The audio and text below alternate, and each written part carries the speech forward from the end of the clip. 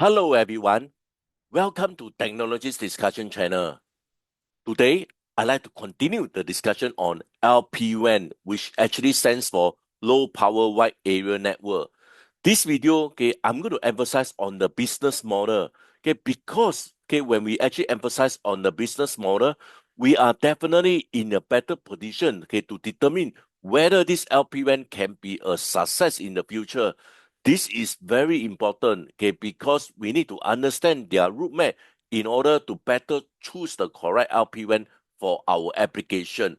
So basically, this video, I will emphasize on the business model, on the unlicensed LPWAN, such as LoRa and also Sigfox, versus the licensed LPWAN, which is NB-IoT. Okay, so this video, I will not discuss on LTE-M, because LTE-M, in fact, you can imagine that it's a bigger in terms of bandwidth as compared to NB-IoT. And typically, LTE-M don't fall under low power. Okay, so basically because of this, this video, I'm not going to discuss on this LTE-M. This will be the part 2 series discussion on LPWAN. So guys, if you're keen to know more about LPWAN, please take a look on the playlist under the description. Over there, you will be able to find a series of discussion on LPWAN. This is my email. If you have any question regards on this discussion, please drop me an email. Or if not, if you want to have a faster response, you are always welcome to ask me your question through the comment. Before I continue, I'd like to urge you guys to help this channel by pressing the like button. When more you guys actually help to press the like button, this video will have a better chances to reach out to a larger audience. So guys, give me a few seconds. Help me to press the like button now. For those who are new to this channel, please consider to subscribe and turn on your notification bell. Once again, thank you so much for strong support. What is actually LPWAN? Why we need to have another emerging wireless technology? So in fact, LPWAN technology actually so-called give a voice to non-living thing. For example, this is a dustbin. Imagine when the dustbin is full, it will be able to send a notification to tell you that it is actually full. For example, somebody knock over the dustbin and it actually fall. So again, notification can send it to you to indicate that dustbin has been so-called knocked over by someone. Or maybe someone actually so-called unintentionally throw a cigarette butt inside the dustbin and this start out a little fire. And again, you can imagine that this dustbin will be able to send you little notification to tell you to check it out for potential fire hazard. And because of this, LPWAN technology hence become emerging because they have some form of machine-to-machine talk. So basically this is why we have another emerging wireless technology. We actually have the 4 L's of LPWAN. The first one, LPWAN typically has a long range in terms of kilometer, maybe 2 kilometer. Next will be low power consumption. LPWAN don't need a lot of power. Most of the time, LPWAN devices are so-called sleeping to conserve the energy. So because of this, hence it will be able to have a better in terms of the battery life. Third, it has actually a low throughput. So this is actually the disadvantage of LPWAN. It can't carry a lot of message. So typically, it has a very low bandwidth. And with low bandwidth, it actually has a low throughput. And last but not least, for LPWAN device, it is very attractive. So for LPWAN, you can imagine the end device or the module will be very low. So basically, these are the 4 L's of LPWAN. LPWAN in general can be divided into licensed and unlicensed spectrum network. So this is what I mentioned earlier on. We can actually divide them into 2 categories. One is under the unlicensed, as you can see from here. Another one will be the licensed. So you can see from this diagram here, the unlicensed band is actually controlled by non-3GPP, while the licensed band is actually controlled by 3GPP. Which means that this 3GPP is actually a telco standard. So when they actually control by 3GPP, they actually have a licensed band to transmit. So therefore, under this 3GPP, we have LTE-M and also NB-IoT. While on the other side, you can see that LoRa and Sigfox basically use unlicensed band to transmit. Okay, and they are not controlled by 3GPP. So in fact, okay, they are actually standalone. And this video, we are going to do a detailed study on their business model so as to be in a better position to know whether this LPWAN can be a huge success in the future. Okay, so the unlicensed LPWAN is typically ideal for cost sensitive, which means that they have the best cost, okay, as compared to the licensed LPWAN, and for non-critical application. As for the licensed LPWAN, they are actually better for mission critical, okay, because of some form of QoS.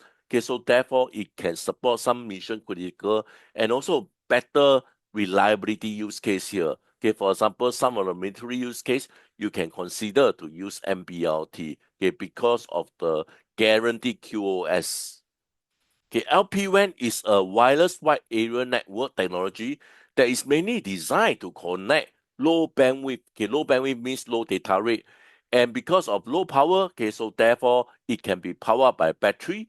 Okay, and earlier on I did mention that LPWAN actually can support long range communication. So basically these are the characteristics of LPWAN. So they are actually developed from machine to machine, which means that machine talk to machine, and also for Internet of Things networks.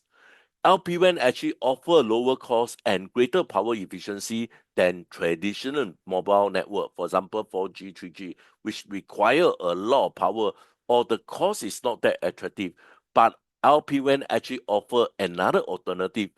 Besides being low cost, okay, it also utilize lesser power to transmit the message.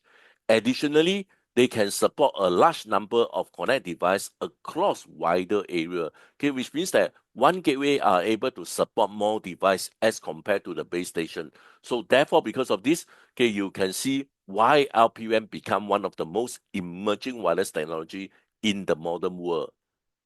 Let's come to the unlicensed and licensed band comparison. Okay, we will do the licensed band first, but over here, I want to give a quick summarize, okay, based on the difference between licensed LPWAN and also unlicensed LPWAN.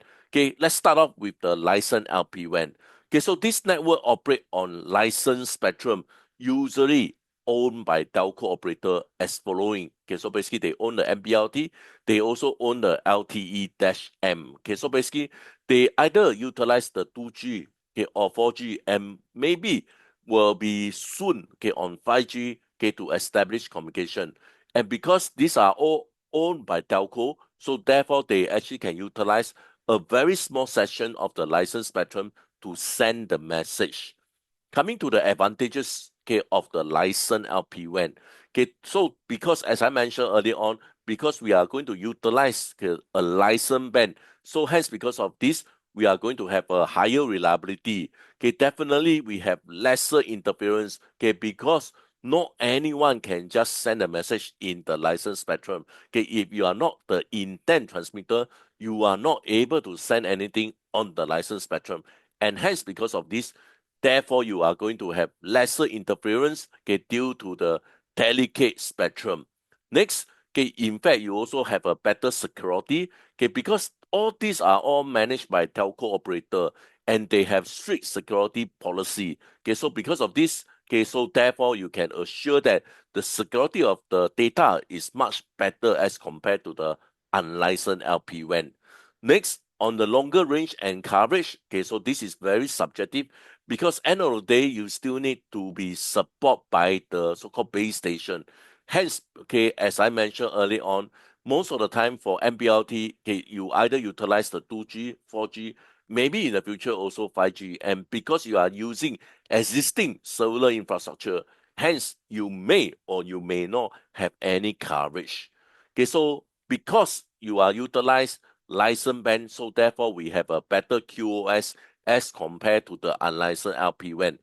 You use the license and therefore we have this guaranteed bandwidth and some form of guaranteed performance.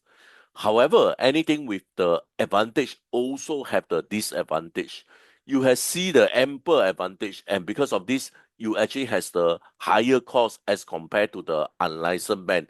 And typically, okay, it actually require the subscription fee and also the SIM card, which means that how much you send, you actually need to pay accordingly also. Okay, so basically this is the most important disadvantage of licensed LPWAN. Next, you actually depend on the cellular service provider. As I mentioned earlier on, okay, you still need to depend on base station. And if you don't have any so-called cellular network available to serve you, then you cannot consider this NB-IoT, okay, the licensed LPWAN for this kind of usage here. More power consumption, okay, because you can see that, okay, you are using license band, and you can imagine that how frequent that we need to charge our battery. And hence, because of this, I think in terms of power consumption is quite suspicious whether they can fall under low power. And hence, okay, because of this, licensed LPWAN such as NB-IoT, they actually has a higher power consumption as compared to the unlicensed LPWAN. Next, let's move on to the unlicensed LPWAN.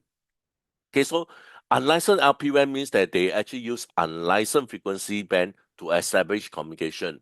Okay, so different region actually has so-called reserved the different frequency for different application. Okay, for example, okay, for LPWAN, for Sigfox and LoRa, they are actually using 868 in Europe. As for US, okay, basically they are using 915. In Asia, for example, Sigfox is using 920 and LoRa is using 923. Okay, so basically these are some of the popular technology using so-called unlicensed LPWAN. LoRa, Sigfox, and weightless. Okay, so but weightless we will omit for this discussion. We mainly want to concentrate on LoRa and Sigfox. Coming to the advantages, okay, earlier on, whatever that I mentioned about the disadvantage of the licensed LPWAN, they actually fall into the advantage of unlicensed LPWAN. Okay, firstly, it has the lowest cost, okay, because you don't have any license fee. Okay, because once you own so-called licensed spectrum, you need to pay a lot, and hence you don't need to have this so-called fee to own the frequency, and hence because of this, you actually potentially has a lower cost, and you are actually also capable to generate your own private network. Okay, so basically this is the first biggest advantage of unlicensed LPWAN.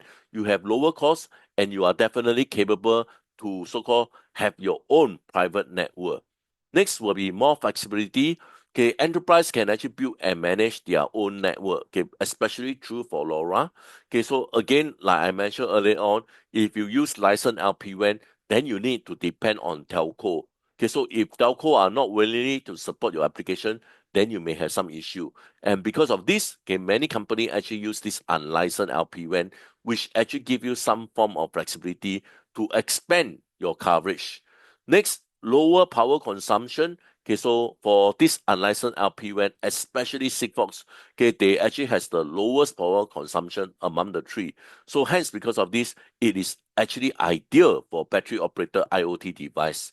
Coming to the disadvantage, okay, so there are actually more interference. You are using unlicensed spectrum, which means that anybody can transmit at this particular frequency. So in short, you actually share your spectrum. And when you actually share, you are definitely very vulnerable to interference. You have limited QoS and also security, okay, because you can't carry a lot of data. So therefore, you actually want to limit the QoS or security as much as possible so that you can carry more payload. So therefore, because of this, there is no guarantee of performance, also the uptimes. They actually has a shorter range in urban area. Okay, so for so-called unlicensed LPWAN, okay, it is actually not so suitable to deploy in an indoor environment. Okay, so therefore, it actually so-called very vulnerable to interference also. So basically, this give you the some idea about the licensed and also the unlicensed LPWAN. Okay, so this is a chart to tell you more. Okay, but I just want to put it here to make the discussion complete. I guess you can read them on your own. Let's move on. Okay, so earlier on, I did mention that Sigfox is an unlicensed LPWAN. They are actually a French startup in 2009, and they built their first Sigfox communication network in 2010. Okay, so LoRa is currently controlled by this company called Sentep. Okay, so Sentep actually start this LoRa Alliance, and currently, okay, definitely more than 330 members on board this alliance. Let's come to the licensed LPWAN. Okay, so again, I like to emphasize just on this NB-IoT. Okay, so NB-IoT is actually by the equipment manufacturer, for example, Ericsson, Huawei, and Intel, they own the so-called the mobile phone. They actually also want to start off this NB-IoT, which is the licensed LPWAN, and also some service provider, okay, in US, Wonderful, AT&T, and DT. Okay, so like I mentioned earlier on, you can imagine LTE-M has a larger bandwidth as compared to NB-IoT. And because of this, LTE-M don't fall under low power. Okay, so maybe my next video I will discuss why this LTE-M don't really fall under low power. Next, okay, we are going to study the business model for these three companies. Okay, Sigfox, NB-IoT, and also LoRa. Okay, so Sigfox, they don't actually sell hardware or software.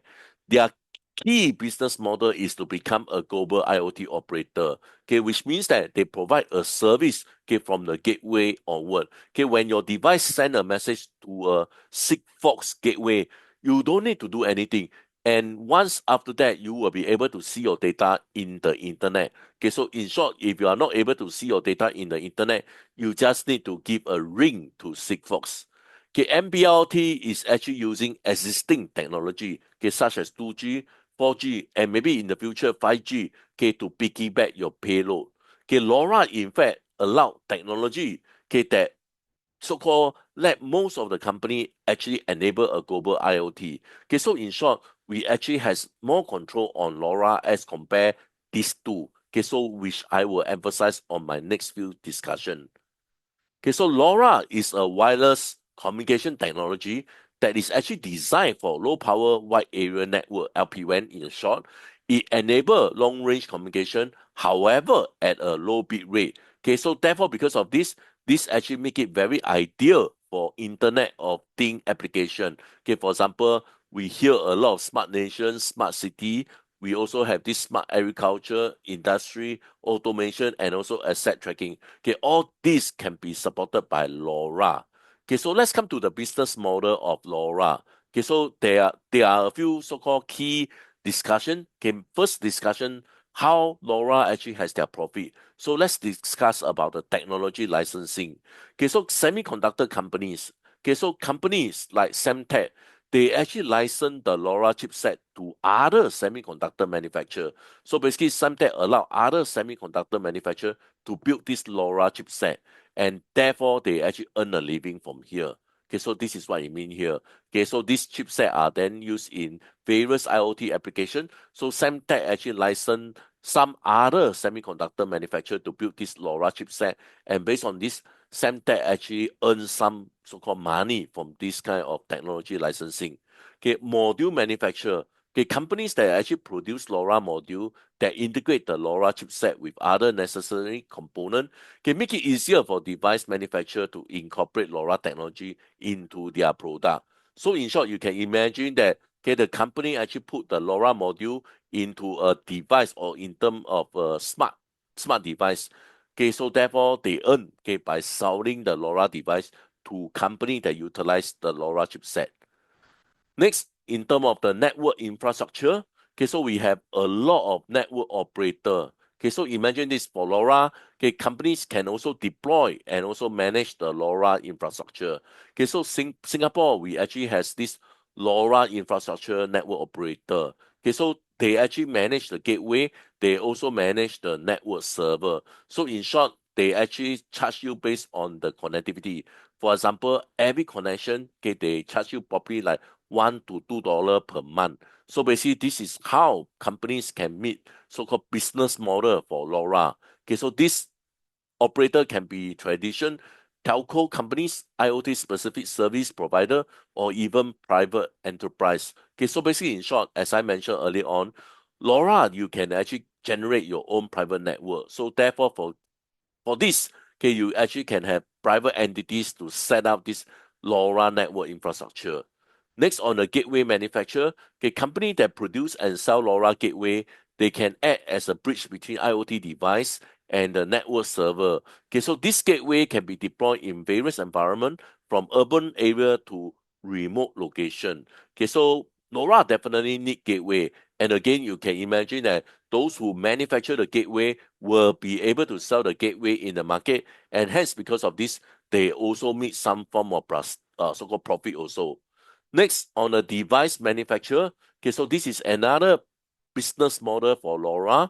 Okay, so basically for the IoT device maker, okay, so-called the end user, okay, of the device. Okay, so company can actually design and also manufacture the IoT device that use LoRa technology for communication. Okay, for example, okay, we can do a smart bin as I mentioned earlier on.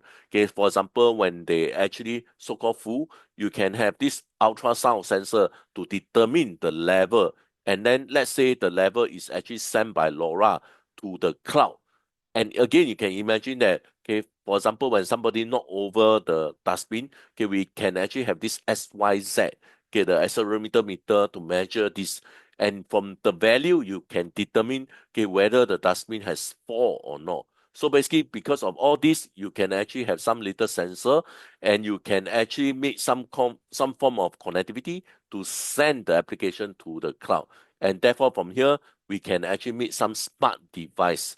Okay, so this device can range from sensor and meter to etc. Okay, so basically these are so-called the final end device. Again, this actually allows some company to have some cut of profit. OEM, okay, so OEM integrate LoRa module into their products, enable them to connect to LoRa network. Okay, so basically these are all so-called device manufacturer. Next, on the service provider, okay, IoT platform provider, okay, company actually often platform that actually enable the management, monitoring, and also the analysis of data that is collected from the LoRa end device. Okay, so this platform often include features like device management, device visualization, and also integration with other system. Okay, so in short, okay, for example, for LoRa, we have this network server, and then we also have the application server. Okay, again, this may be so-called business model for some company. Okay, for example, you actually provide some service, okay, for the network server. Okay, for example, we have Agility, LoRa, and we also have this application developer. Okay, for example, for the application server, we have Tago, we have Cadence. Okay, so basically these are so-called the service provider for different aspect here. So basically, the developer actually create application that leverage the data from the LoRa-enabled device to provide specific solutions such as smart irrigation system, asset tracking, or environment monitoring. Okay, so basically, in short, these are so-called service provider, okay, to provide so-called the network server and the application server in the in the LoRa application. Next, on the end user, okay, we have this enterprise. Okay, so business across various industry. Okay, for example, agriculture, logistics, utilities, they actually deploy LoRa-enabled device to improve efficiency, reduce cost, and enable new service. Okay, again, you can imagine this. Okay, so for example, okay, you don't need a lot of manpower to check the status of the dustbin. Okay, for example, when the dustbin is full, okay, it will send notification to tell you that it's actually full. You don't need a lot of people so-called to check on the dustbin. Okay, so basically based on that, you actually save the cost in terms of manpower, okay, which means that you actually save in terms of the business model for LoRa. Consumer, okay, so in some case, consumer may directly use LoRa-enabled device, okay, such as smart home sensor or personal tracker. Okay, so basically with this, okay, you can see that the end user also benefit in terms of business model of LoRa. Next, will be on the ecosystem and partnership. Earlier on, I did mention that Semtech actually start this LoRa Alliance. Okay, so this LoRa Alliance, in fact, is not any profit organization. They just want to promote the LoRa standard and also foster collaboration among its members. Okay, so inside the committee include the semiconductor company, network operator, and device manufacturer, and also the service provider. So basically, in short, Semtech actually create this LoRa Alliance. Okay, so basically they enable, okay, all the different company to come together to provide one service to a use case, for example. Okay, so this actually also benefit the whole chain of semiconductor companies, network operator, device manufacturer, and also the service provider. Okay, so basically this is another business model for LoRa. Partnership, okay, companies often form partnerships to create end-to-end solution. Okay, for example, a semiconductor company might partner with an network operator and also the IoT platform provider to offer a complete LoRa solution. So basically, in short, for LoRa, for example, you can imagine that we need to have the end device. After that, we need to have the gateway. we need to have the network server, and last but not least, the application server. So therefore, in order to make a full solution, okay, the companies actually can form some form of partnership in order, so-called, to establish the end-to-end solution. Next will be on the revenue. Okay, so in terms of hardware sale, in terms of subscription service, software and platform fees, and also the license fee. Okay, so basically these are all business model for LoRa. Coming to the deployment model, okay, so when you actually deploy, it can be either the public network, okay, which means that anybody can just join. Okay, so basically this actually operate by a network service provider, and typically they offer coverage over a very large area and serving multiple customers. Okay, because it's a public network, everybody is free to join, so therefore it actually can cover a large area and also many customers. As for private network, okay, basically they are so-called deployed by enterprise themselves. Okay, so therefore they are so-called exclusive. They are the only one to use this so-called solution. So therefore over here, you can see that they actually deploy in a specific location like factories, campus, or farm. Next, on the community network, okay, so again, on the community network is basically a cooperative effort, okay, where multiple users can actually share the infrastructure and cost effectively. Next, on the value proposition here, so long range, low power, cost effective, and scalability, which I have mentioned earlier on. Okay, so basically these are all the attractiveness of LoRa. Okay, let's come to the last one, which is the challenge. Okay, so what will be the challenge of LoRa? Okay, so competition. Okay, so with the emerging, okay, of NB-IoT and LTE-M in 5G. Okay, so this is definitely one of the biggest so-called competition for LoRa. Okay, Sigfox recently lost a significant market share. So therefore, I think for LoRa, they only worry, okay, how success NB-IoT can be, especially on the 5G track here. Okay, on the regulatory issue, okay, so definitely once you use the unlicensed band, you need to compliant with some of the local regulation and spectrum allocation. Okay, for example, for LoRa device, you can only occupy 1% of the time. And hence, because of this, you need to so-called compliant to the local regulation, etc. Okay, so we also need to ensure compatibility between different vendors. Okay, so therefore, this LoRa alliance will ensure, okay, you are able to resolve this issue. Okay, so in summary, the business model of LoRa is actually built around a cooperative ecosystem that include technology licensing, network infrastructure, device manufacturing, service provision, and also end user application. Okay, the model actually leverage the unique advantage of LoRa technology to address the growing community for IoT solution across various industry. So in short, over here, okay, in for LoRa, okay, basically you need to work with somebody. Okay, so it's almost very difficult to find one company that offer the full solution of LoRa. So therefore, as he mentioned earlier on, it actually so-called built around a very cooperative ecosystem. You need all the companies to so-called join in the effort to make this so-called a success. Next, let's move on to Sigfox. Okay, so Sigfox is actually a French startup, okay, in 2009. And basically they are the first LPWAN. Okay, so basically in 2010, they actually built the first Sigfox LPWAN. Okay, so the business model actually changed a lot. Okay, so but let's quickly discuss here. So, but the key idea is basically they want to provide a global network. Okay, so basically in short, they are not only concentrate on one country, but they want to cover the whole planet, whole Earth. So therefore, for Sigfox, the business model is to provide a global network for connecting low cost, low power device that actually transmit very little amount of data over a long distance. Okay, let's quickly understand the business model of Sigfox. However, before I mention, okay, Sigfox recently lost quite a so-called substantial market share. Okay, maybe after this you will know why. Coming to the core technology, okay, so Sigfox actually use this UMB, ultra narrow band communication. Okay, Sigfox actually is a proprietary technology that use this ultra narrow band radio signal to transmit small data, okay, up to 12 bytes over long range. I think 50 kilometer is a little bit exaggerating.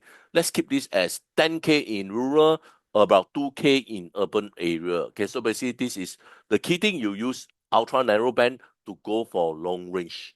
Okay, so Sigfox definitely has a low power consumption.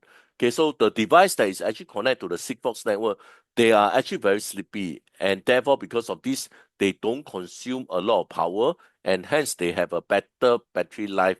Okay, typically I think it's around maybe 4 to 5 years for Sigfox device.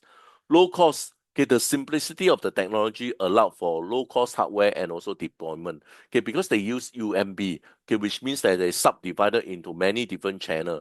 And this form of technology is very simple. And because of this, okay, the cost, hardware cost, and also the deployment can be very attractive.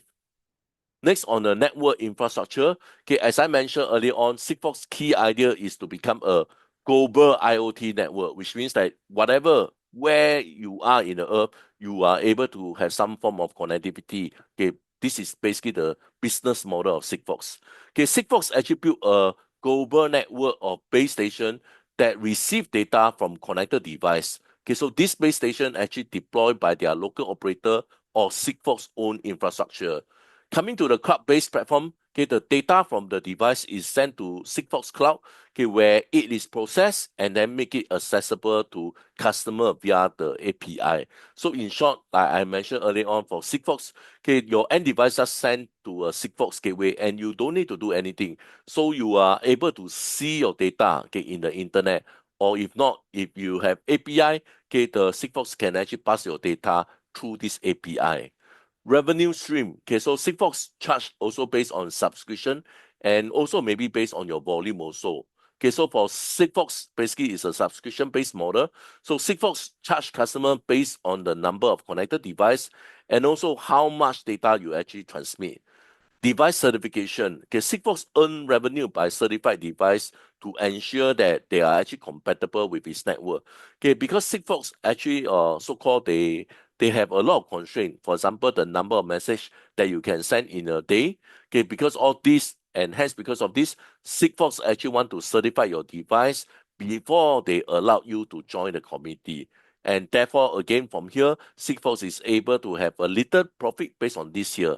Partnership and licensing. Okay, Sigfox partner with hardware manufacturer, module maker, and network operator often earn revenue through their license agreement or revenue sharing model. Okay, so Sigfox, as I mentioned earlier on, okay, for example, you meet a so-called end device for Sigfox. Okay, so the module maker make some money. The network operator, for example, Sigfox actually list this to a company called Unabi, okay, as a network operator. So basically, the network operator also make some money. Okay, so basically, you can see from here, they earn their revenue through the license agreement or revenue sharing model. Okay, the value added service, Sigfox offer additional service such as data analytics, device management, and also security feature for an extra fee. Next, on the target user, okay, so these are all the target user for Sigfox: industry IoT, smart city, utility, consumer IoT, etc. Okay, so I will not want to go in deep detail, okay, but these are so-called the application of Sigfox. Coming to the key advantage, scalability. Okay, the networks is designed to support millions of devices with minimum infrastructure. Okay, so in terms of so-called the device that can be connected to Sigfox gateway, okay, I think they have the largest in terms of supporting the end device. Okay, so because of this, Sigfox actually has the best in terms of scalability. Cost effective, okay, for Sigfox end device, it is always the cheapest as compared to LoRa and also NB-IoT. So hence, Sigfox actually has the best in terms of the efficient of cost. Okay, low hardware and operation costs make it very attractive for large scale deployment. Global reach, okay, Sigfox actually operate in over 70 countries. Okay, therefore they are able to provide a very standardized network for all the IoT application worldwide. Okay, so in short, okay, for example, I have a device in Singapore, I will be able to send to the Sigfox gateway. When I actually travel to another country, let's say US, okay, so if they are able to switch their frequency, okay, again, I will be able to send my data to the Sigfox gateway and I will be able to see my data in the cloud. Okay, so basically this is the key advantage of Sigfox. You actually has a global reach. Next, in terms of challenger, okay, so in terms of competition, okay, so Sigfox face a lot of competition, okay, especially on LoRa. Okay, so LoRa, in fact, recently managed to so-called capture a larger market share as compared to Sigfox. And now we can actually see NB-IoT and LTE-M come out in terms of 5G. Okay, we have limited data capacity. Sigfox actually has the least data. They can carry the least data. Okay, the small data load restrict use case to application that actually require very minimum data transmission. Financial sustainability. Okay, so Sigfox again has faced a lot of financial difficulty. Okay, in fact, they actually want to file for bankruptcy protection in 2022. Okay, and they actually a lot of question. Okay, in terms of their long-term viability. Okay, coming to the future outlook. Okay, so we talk about this Sigfox here. So Sigfox, in fact, is bought over by a company called Unabi. Okay, so Unabi is a Singapore-based IoT service provider.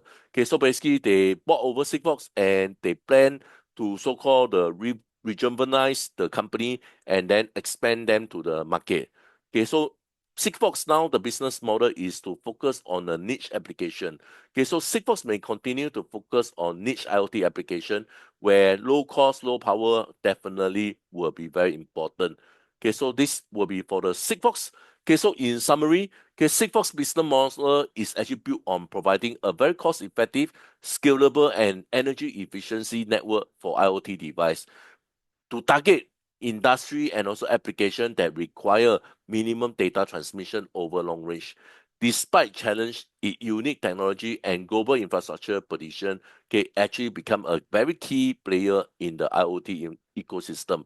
Okay, so basically the key advantage of Sigfox is they can provide global so-called support, which means that everywhere you go, okay, you can find a Sigfox gateway. As I mentioned earlier on, they actually have Sigfox gateway in 70 countries. Okay, so because of this, okay, so some application you still need to use Sigfox.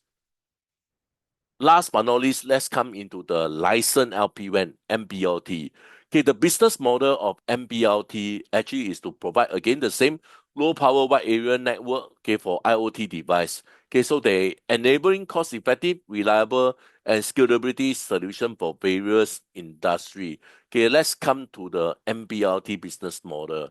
Okay, let's understand in terms of the value proposition here.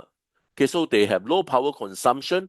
Okay, so again, okay, as compared to 4G, okay, they actually enable a longer battery life. I think up to 10 years is a little bit exaggerating. Okay, let's come to 2 years, okay, for IoT device.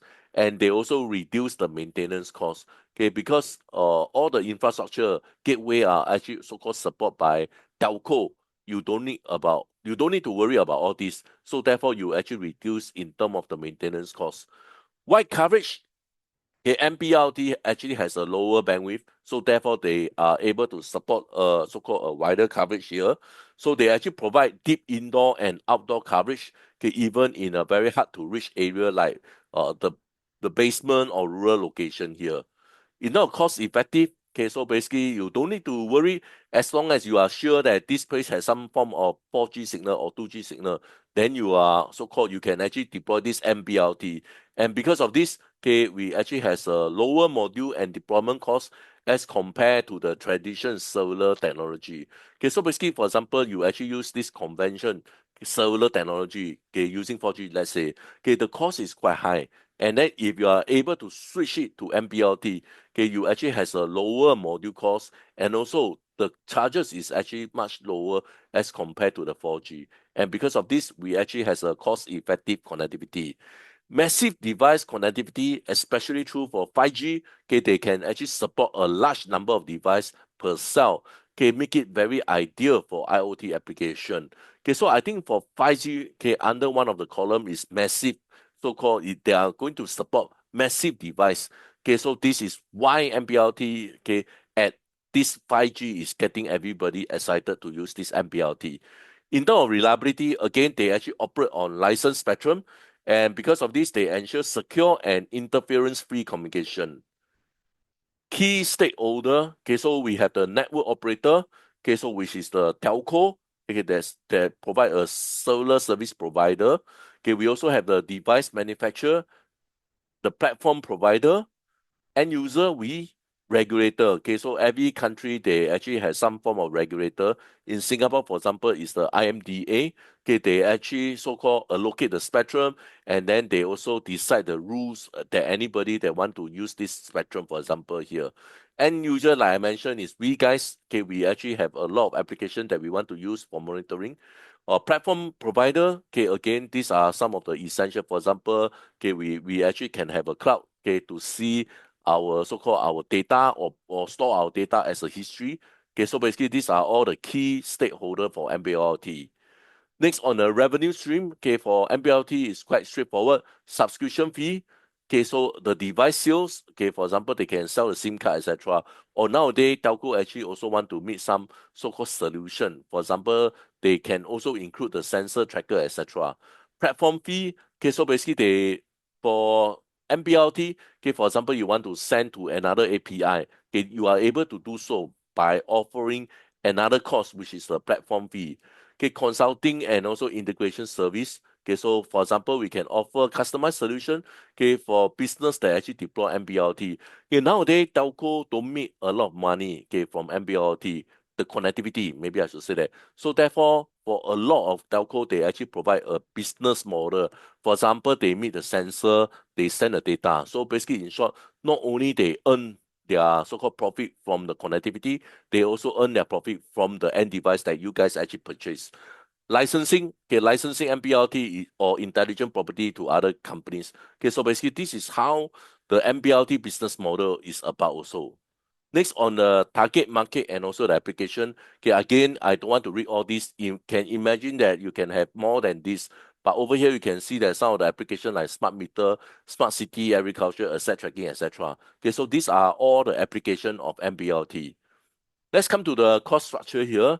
Okay, where will be the cost? Okay, for example, the infrastructure cost, the base station. Okay, all the base station, for example, are all 4G compliant, and then you need to add NB-IoT. So this so-called is a additional infrastructure cost. Device cost. Okay, again, all the manufacturing and distribution of NB-IoT module and device, they are so-called some form of cost CO for this license LPWAN also. Operational costs, okay, we need to manage the connectivity, customer support, and also the platform maintenance. Okay, telco, for example, need to have a so-called hotline for you to complain. Okay, so basically, they need to manage all the connectivity. They also need to provide some form of customer support. Okay, for example, you cannot send the data through the NB-IoT to the cloud, then you must have some number to call, and they also need to do some form of maintenance. R&D costs, okay, so for example, they develop a new feature, okay, that improve energy efficiency and also ensure compatibility with the OFV changing standard here. Coming to the sixth key partnership, okay, the telco operator. In Singapore, we have Singtel, StarHub, and also M1. Technology provider. Okay, so basically these are all the chipset manufacturer. Industry alliance. Okay, for example, GSMA and 3GPP. Okay, they actually form this so-called NB-IoT standard. The system integrator. Okay, basically they can be partners. Okay, that actually deliver the end-to-end IoT solution to customer. Okay, so basically they list, for example, the connectivity of NB-IoT, and they make a so-called end-to-end solution, and they actually deploy this solution in one of their customer place here. Competitive advantage. Okay, so basically for license LPWAN, they actually use this license spectrum. Okay, so because of this, they actually have some form of so-called attractiveness. They actually ensure reliable and also secure communication as compared to the unlicensed LPWAN like LoRa or Sigfox. Scalability. Okay, so they actually support massive IoT deployment, especially through in 5G. Okay, so this is again based on the 5G roadmap, they can actually support huge amount of device. Okay, so they work seamlessly with existing LTE and 5G. Okay, so in Singapore, I don't think we have a lot of NB-IoT deployment in 5G network. Hopefully, we can see more of this. Global outreach backed by major telco operator worldwide enable global IoT deployment. Okay, for example, nowadays we have so-called we stream from country to country. Again, from here, you can see that NB-IoT potentially can be also global outreach. And this is also another reason, okay, why Sigfox actually lost a lot of market share. Come to the challenge, coming to the competition, okay, again, as I mentioned earlier on, okay, for NB-IoT, you also have the unlicensed LPWAN, okay, from LoRa, Sigfox. Okay, so therefore you have some form of competition. Device cost, I think for NB-IoT, let's remove away LTE-M. I think they have the highest device cost here. Okay, while low, okay, when we compare to 4G, NB-IoT module still cost much higher, okay, as compared to some alternative like Sigfox and LoRa. Market fragmentation, okay, different region may have very levels of NB-IoT adoption and support. Okay, because for if let's say you want to travel to another neighboring country like Malaysia, you actually have another telco. Okay, so they may have different form of NB-IoT adoption. So therefore, there are some so-called variation. Battery life and trade-off. High data transmission frequency can reduce battery life. Okay, so if you transmit a lot of data, okay, your battery life will be reduced. You can imagine, okay, how much power that your mobile phone actually utilize. Coming to the future integration, okay, like I mentioned earlier on, this is very exciting on the 5G integration. Okay, so NB-IoT is believed to be coexist with 5G network. In fact, under this 5G in the 3GPP is already confirmed they will be actually coexist. This actually make this NB-IoT technology very exciting. We also have this edge computing. Okay, so what we need to do is we can combine NB-IoT, okay, with edge computing for faster data processing, and also we can reduce the latency. AI and analytics, we can leverage on AI, okay, to derive insight from NB-IoT generate data. Sustainability enable green IoT solution for energy efficiency and also the environment monitoring. Okay, so these are all the business model of NB-IoT.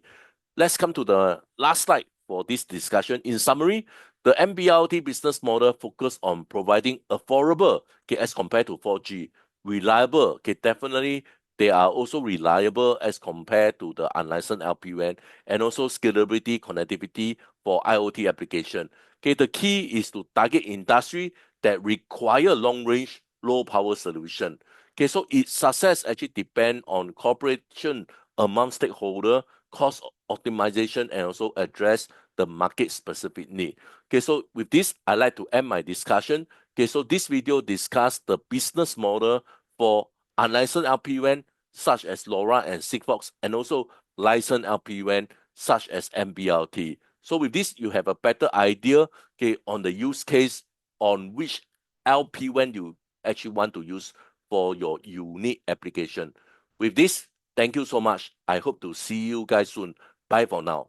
Thank you.